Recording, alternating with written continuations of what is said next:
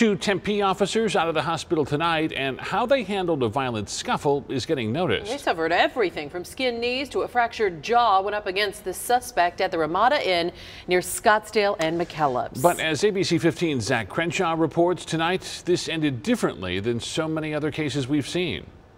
a.m. Sunday, the Ramada Inn in Tempe. There was a ton of cops out here, an ambulance, a fire truck. Guests knew something was up. I don't know if I'd be exaggerating if I said like 15 to 20. Officers got a suspicious car in the parking lot call. The driver, Miguel Matias. Officers say he had a glass pipe and open beer cans in his car. He tried to speed off. They pulled him out.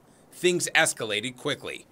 In the report, officers say Matias elbowed one officer in the face, then gripped the officer's testicles for multiple seconds. According to the police report, when the two were wrestling, the suspect grabbed magazines off his left hip, then reached around the officer's belt and was going for his gun. The locking mechanism, the only thing that kept him from getting it. She's creating a lethal force event. Lou Bartel is a retired officer. He says the attempt to grab the gun would have justified lethal force. This is somebody who is intentionally assaulting the officer and attempting to arm themselves.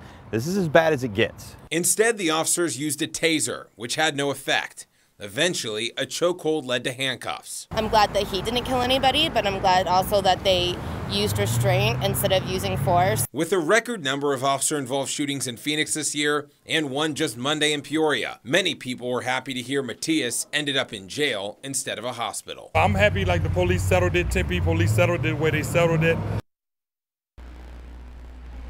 Now, interesting to note, both officers are incredibly young. One, 29 years old. The other, the main guy who got attacked, just 23. He started on the force 7 months ago. Now, Tempe police said they couldn't comment for this story because their use of force investigation is ongoing. As for Matias, he's charged with 5 counts of aggravated assault and sexual abuse. Live in Tempe tonight, Zach Crenshaw, ABC 15, Arizona.